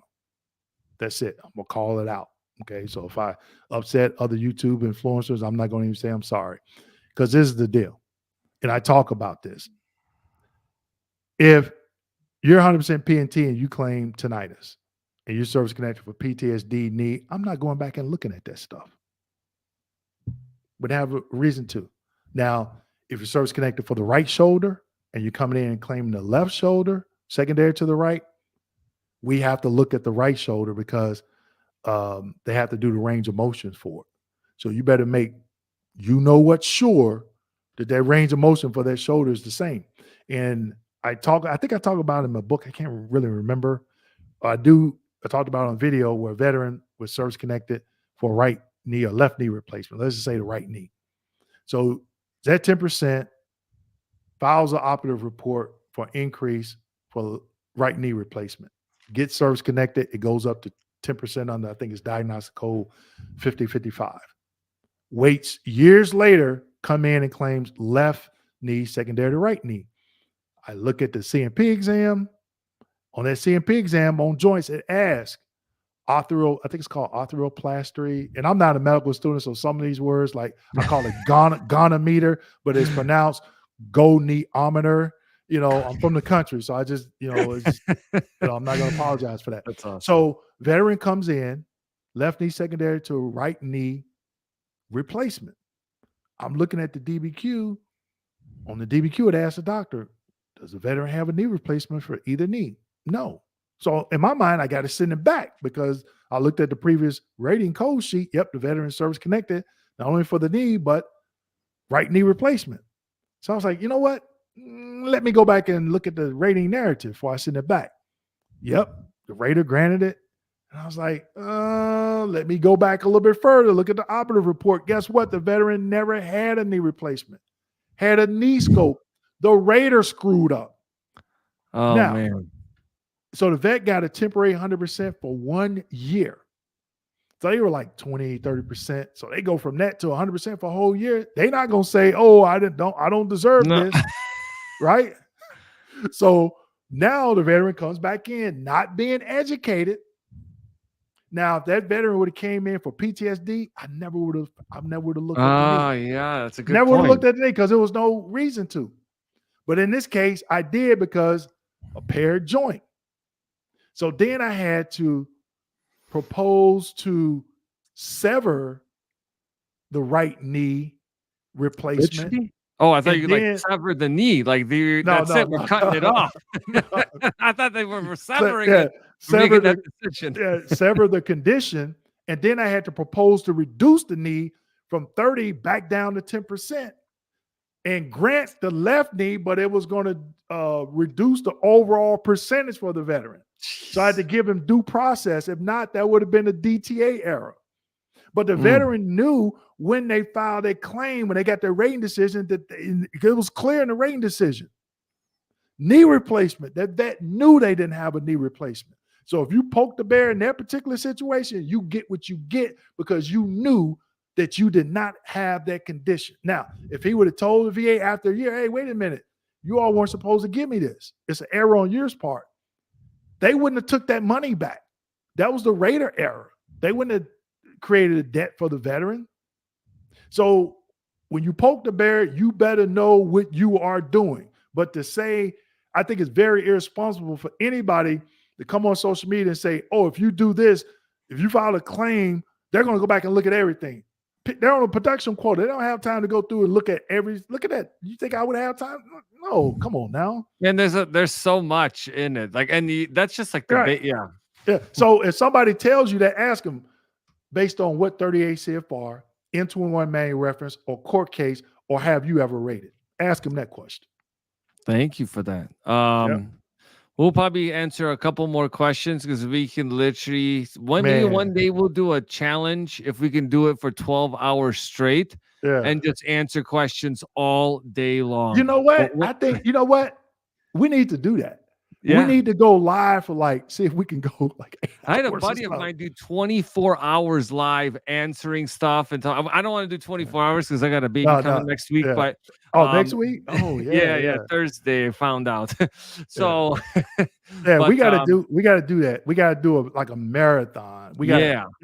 So people, let us know in the comment section if you all will support that. Because veterans, they'll sign up for something, especially if it's free, and then they won't show up. But then if we charge 25 cents, they're like, man, I paid 25 cents. I'm going there. I'm not losing my money. That's so funny. But yeah, no, I think that'd be like a fun challenge to do because there's and it also tests how much we know, right? We could do it on housing benefits and then just knock them out because there's so many questions that people have around that. But here's one You know which what? I can. Yeah. Before you get into that, Dave, real quick, you know what we should do? If people sign up, have like 5 people sign up, and we bring them and say, okay, and bring them on, like, because you could bring them in here, Oh yeah, and yeah. they can ask their question live. We answer it, then they go off, and then so we get like maybe I don't know 20 people that want to ask a question. Then they come on Yeah, live, answer. Yeah. So that's a good that's idea. fun. So yeah, let us know if y'all want us to do that because we'll have to plan it out because Dave got a baby coming. I'm traveling. I'm doing presentations. Don't forget my webinar next month. If you want the link to the Thursday group, email me at, I'm gonna put my, if you don't mind, Dave, Yeah, no, info yeah. at kmd89.com and let me know if you want that link. I'll reach out to the facilitators. I don't think they would mind, but I always like to ask them first because it's not my platform. And every Thursday around 12:30, they go for about an hour and they just answer questions. And sometimes I come on and answer questions. So if you want to be a part of that, let me know. But yeah, Dave, and also let me and Dave know if you all want us to do like a marathon all day and we just, we might go blank for like 10 minutes to get some water or something. And yeah, yeah. I get it. I get it. All right. Yeah. Let me pop one of the questions that people had. I got diagnosed with non-epileptic seizures and peripheral neuropathy from my PTSD service connection. Would these be rated based on symptoms or mental? They're separate because mental is under mental, and I think epileptic seizures should be under neurological. I know peripheral neuropathy is. So if it's peripheral neuropathy in the upper extremities, it's the median nerve. If it's peripheral neuropathy in the lower extremities, it's sciatic and the femoral nerve. And epileptic seizures, I think I was doing a live on Monday. I jumped on real quick, where I think it's grand mal seizures or grand something like that, where one is I don't know the correct medical terminology. One is medical minor and one is minor seizures and major seizures. Yeah. That's awesome. Thank you. I got this one as well. Have hypertension, can I claim? It is not in record. Where does it fall under the 5 ways of service connection? I did 2 series, step 1, step 2, step 3, step 4 of the VA claims process back in 2020, either 2020 and 2021 or 2021 and 2022. Those videos don't get a lot of views. And they're actually longer than 15 minutes because I was doing longer videos back then. They're shorter now. So again, like in the book, the 5 ways of service connection, where does it fall under the 5 ways of service connection? Now, this membership group that I'm creating, some of the videos I'm doing, I'm not putting on YouTube. And other people may be talking about the topic, but they're not talking about it from a rater's perspective. That's going to be different. I'm going to be giving some training.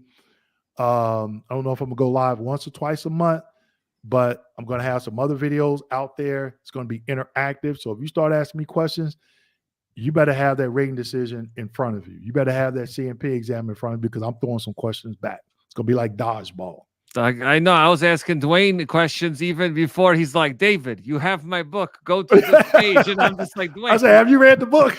I'm a victim. I'm a victim myself. I'm like, you know what? And I saved it because I made a little note for myself. Like, I gotta go back and do this. And you flew to Tampa. You sat in my living room and I gave you the book.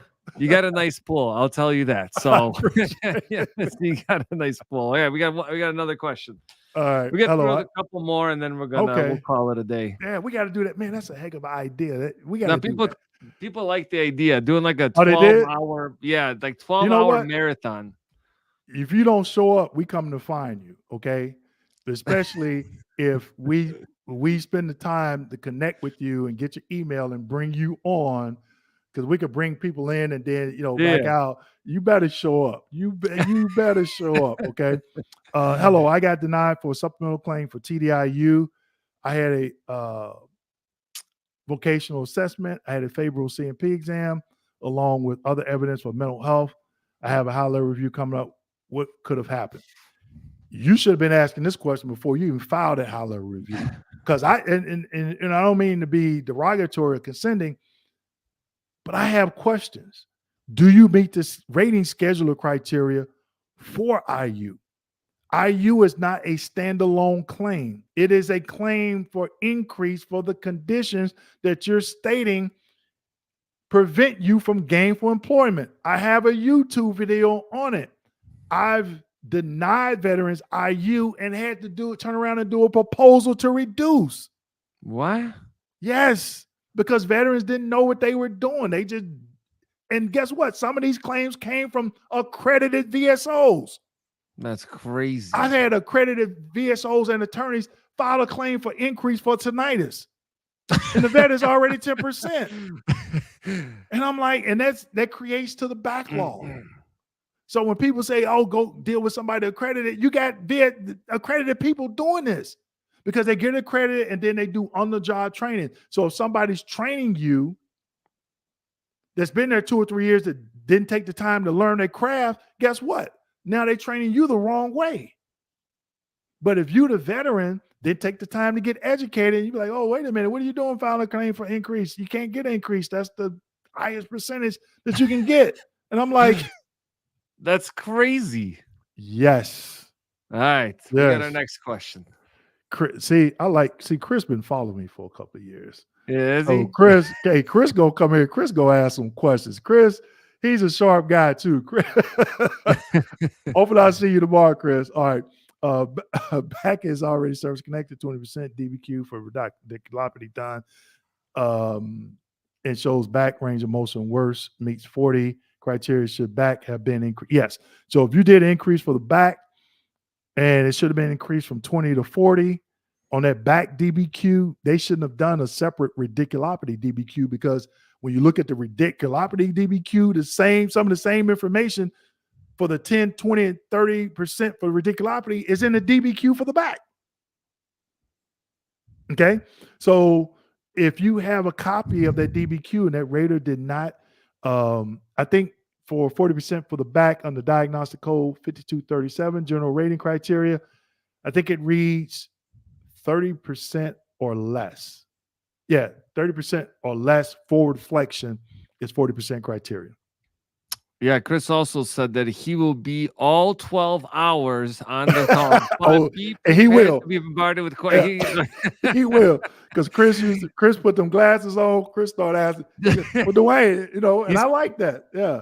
He's probably on ChatGPT. Like, I need some more questions just so I could do that. So, all right, I think we're gonna wrap things up for the day. But yeah, thank you to everyone for joining us. Yeah, I have a feeling we're gonna be doing this 12-hour marathon all day. I said 8. You said 8? I thought you said 12. No, I said 8. I think I said 8. We could do 8. Well, we can do 12. We just gotta plan it out ahead. We gotta plan it out way ahead. But Dave, give a shout out to the group that you mentioned in Chicago. In Cook County, Chi-Town 312. Chi-Town. That's doing from Chicago. That's doing what's the name of that group that's doing good work? Chicago Veterans. Yeah. Okay. So, You mentioned that. So today we shared the event with them on their Facebook page. They provide community and education services to help military members and families transition successfully out of the military. Chicago is definitely a big hub of military folks. I think we have almost 400,000 in Cook County and like 650,000 in the state. So definitely a lot of veterans here. And we don't always have the maybe the fastest resources to be able to get stuff like this. That's why I'm like, you know what? Let's bring Dwayne on, because like you're an expert in this, and I learned from you, and I'm here because of you. So would be a good thing, that organization. I think you said they have like 20,000 members or something like that. You said it's crazy. You know what they should do? And you should ask them this. And I'm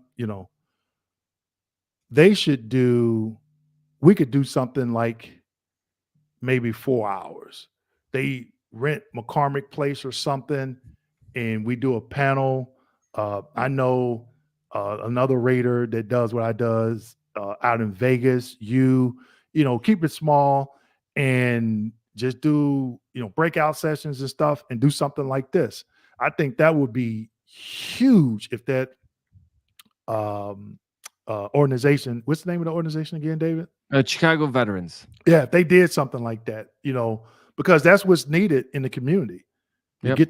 get the information stuff that we're talking about. You know what I mean? And then they get to meet us one-on-one, and we can have some, breakout sessions, smaller groups, and make sure people get their questions answered. I think it's huge. That is what's needed in the community.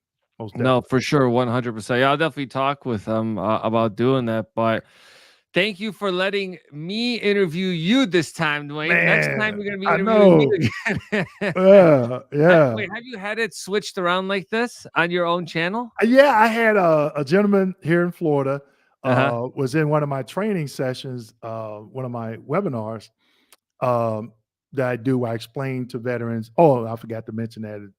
Probably people won't watch the end, but I do monthly webinars like 2 or 3 times a month where I explain. People come on, it's free, where I explain what we do, because we do things a little bit different. Okay, we do things different than other companies. I know a lot of people don't like consulting companies, and what sets us apart, myself and my staff, we're all retired raters, so we're all been trained by the VA, and we come in from an educational standpoint. But where we explain what it is exactly that we do. A lot of people, sometimes we have to turn people away. They say, "Oh, I need you to fill out my claim form." We don't do that. Okay. And I forgot what you just asked me. I got on. No, you're I'm cool. not, No, I think you were just talking about like what you guys are doing and what yeah, makes you different. Yeah. yeah. So again, that webinar, I think it's going to be huge. The membership group, I'm looking forward to that. It's going to be a monthly membership.